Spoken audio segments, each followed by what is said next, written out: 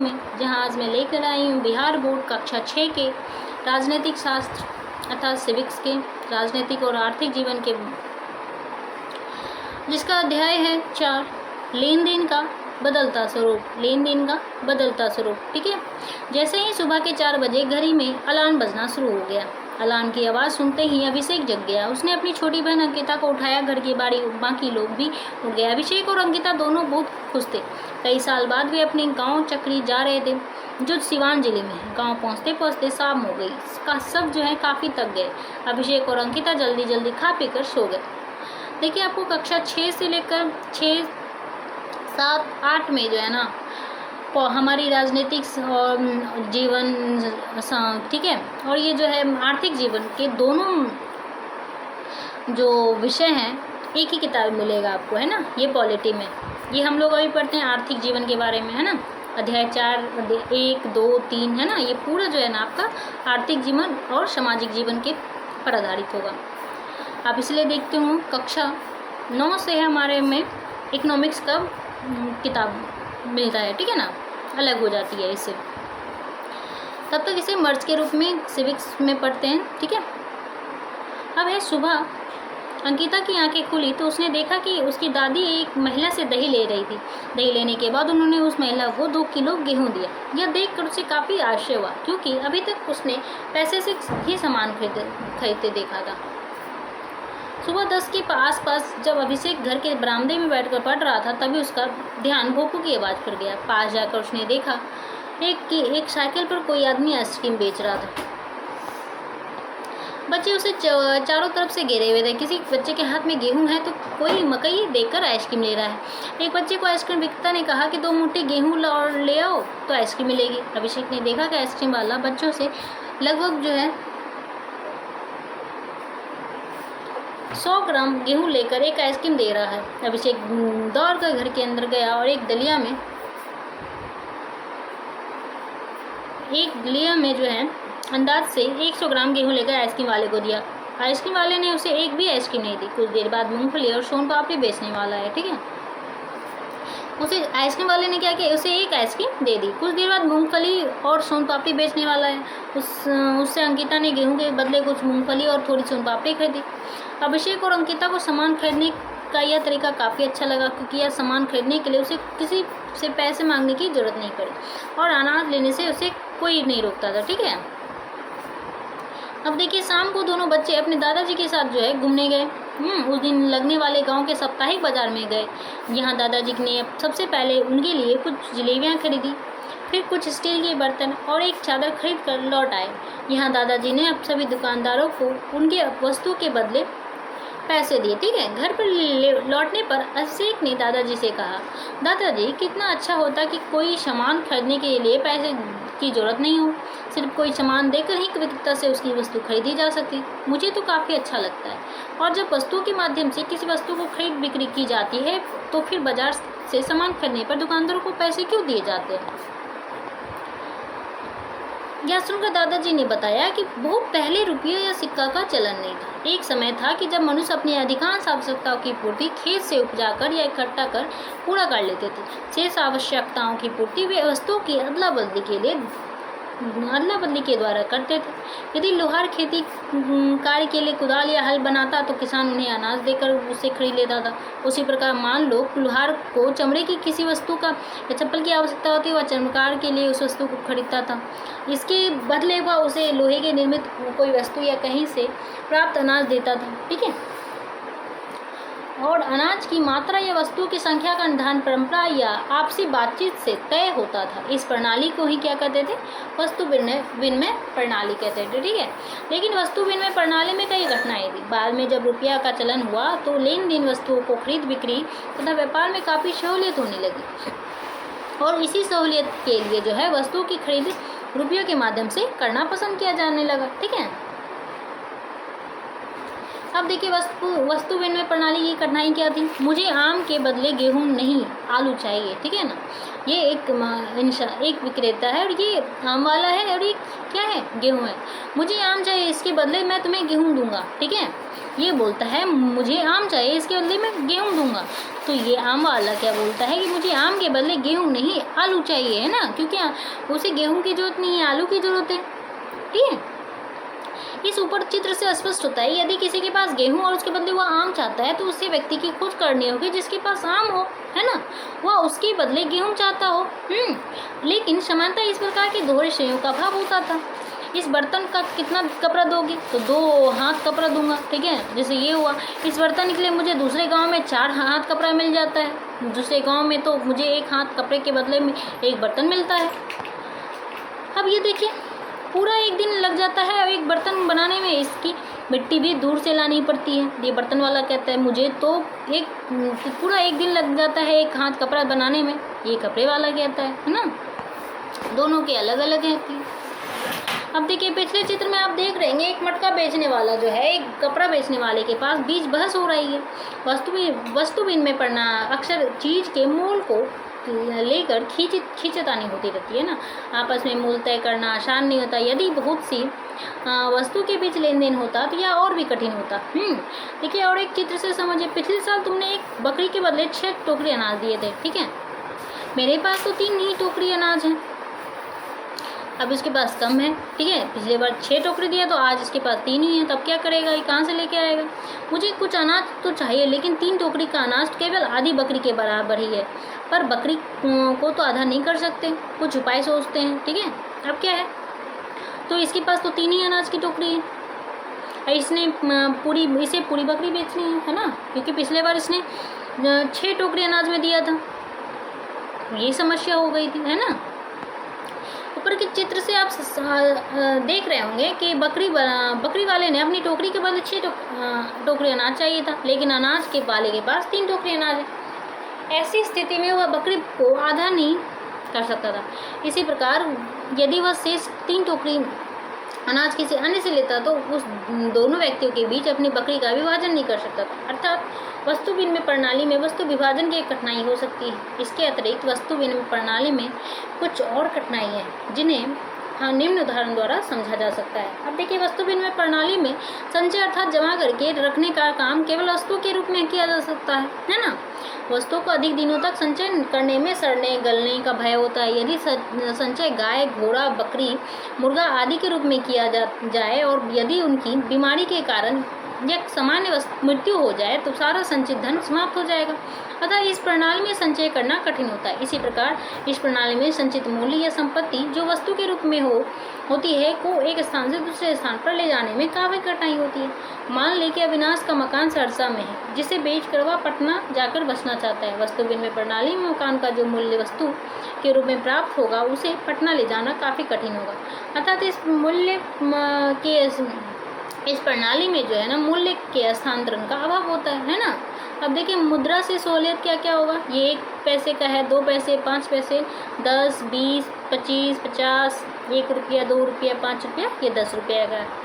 जैसा कि आप जान चुके हैं कि वस्तु विनिमय प्रणाली में अनेक प्रकार की कठिनाई थी। उन कठिनाइयों के कारण व्यापार में दिक्कतें आने लगी। धीरे धीरे यह समझ आने लगी कि कोई वस्तु होनी चाहिए जिसके बदले में ज़रूरत की चीज़ें मिल जाए और उसी वस्तु को लेन देन का माध्यम मान ले।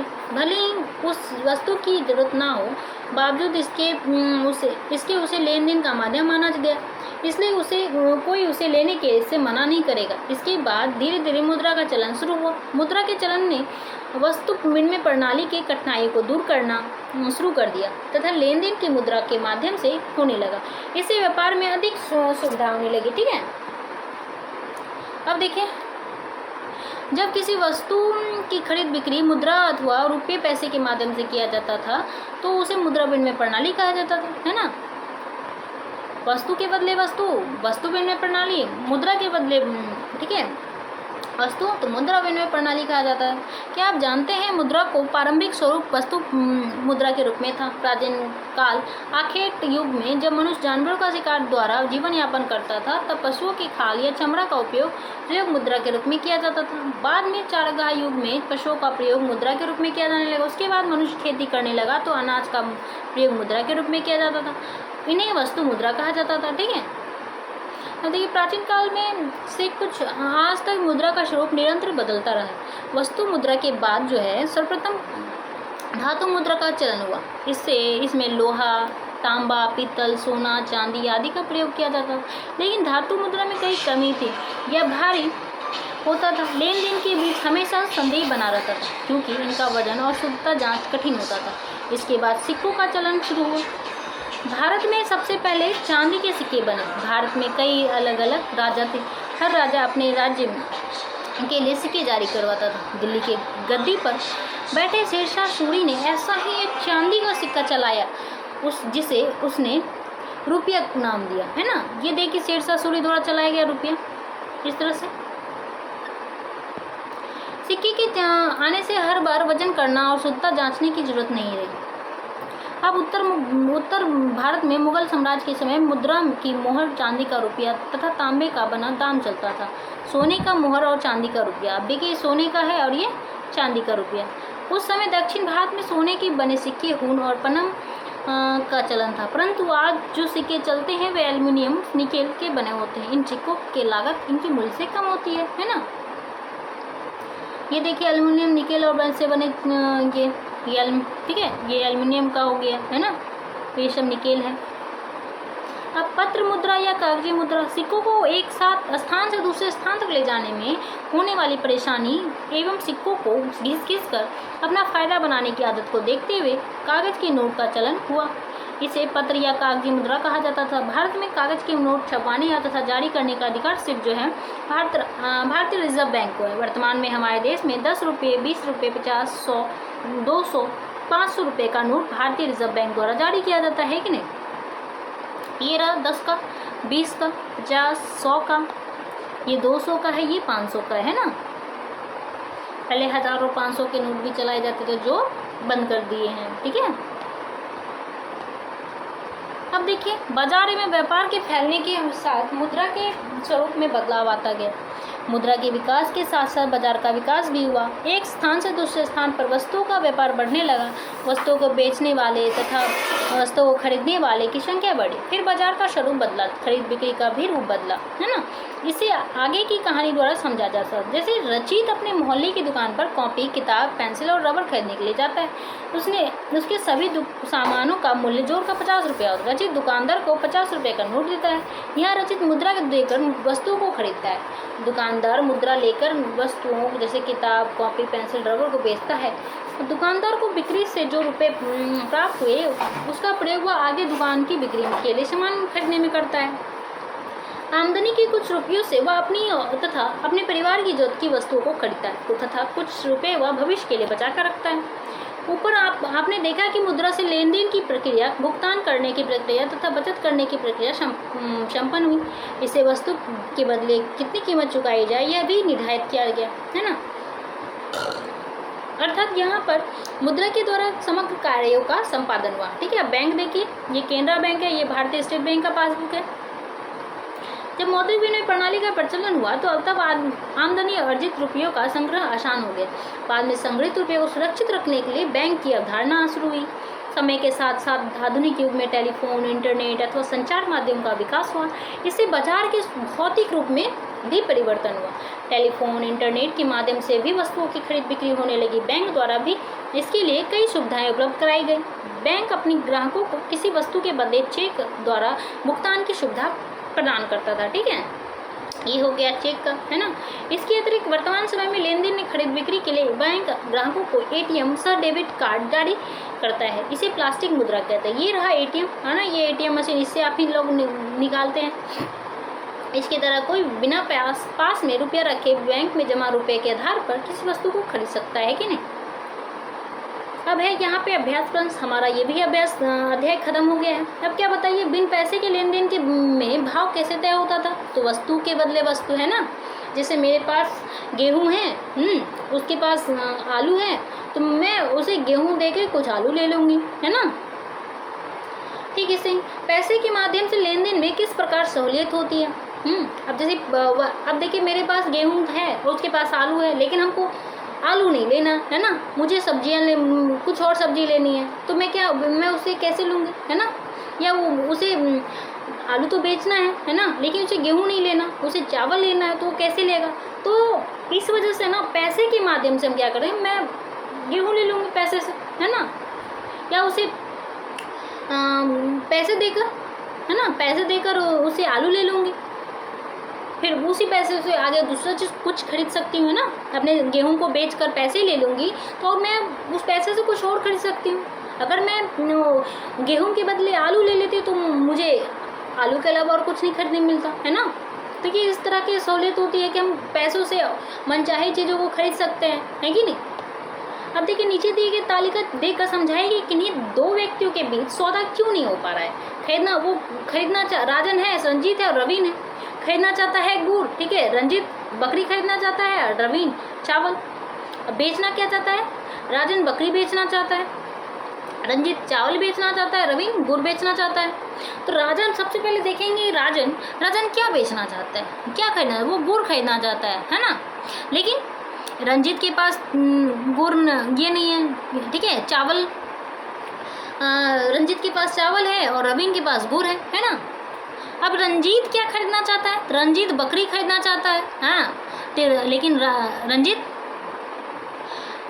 रंजीत बकरी खरीदना चाहता है, तो रंजीत जो है ना किसके पास जाएगा, राजन के पास जाएगा, क्योंकि राजन के पास बकरी है ना। अब राजन गुड़ खरीदना चाहता है, तो गुड़ किसके पास है, गुड़ जो है रवीन के पास है, तो ये गुड़ खरीदने रवीन के पास जाएगा, है कि नहीं। अब रंजीत की बारी, रंजीत को बकरी मिल गया, है ना। और वो चावल बेचना चाहता है, चावल कौन खरीदना चाहता है, चावल जो है रवीन खरीदना चाहता है, तो ये रवीन के पास चला जाएगा, हो गया आसान। रंजीत और तथा दुकानदार को लेन देन में क्या सहूलत हुई, ठीक है। अब है मुद्रा का चलन कैसे हुआ। मुद्रा का चलन कैसे हुआ, जब वस्तु विनिमय प्रणाली में दिक्कतें आने लगी है ना, तो धीरे धीरे जो है मुद्रा का चलन शुरू हुआ, है ना। शेरशाह सूरी ने से रुपया चलाया था। पत्र मुद्रा कैसे शुरू हुई होगी, ठीक है, ये सब है। अब यहाँ पे हमारा चैप्टर खत्म होता है। धन्यवाद, हम फिर नेक्स्ट में मिलेंगे। तब तक हम हमारे चैनल से जुड़े रहें, हमारे चैनल को सब्सक्राइब करें, लाइक करें, शेयर करें। धन्यवाद।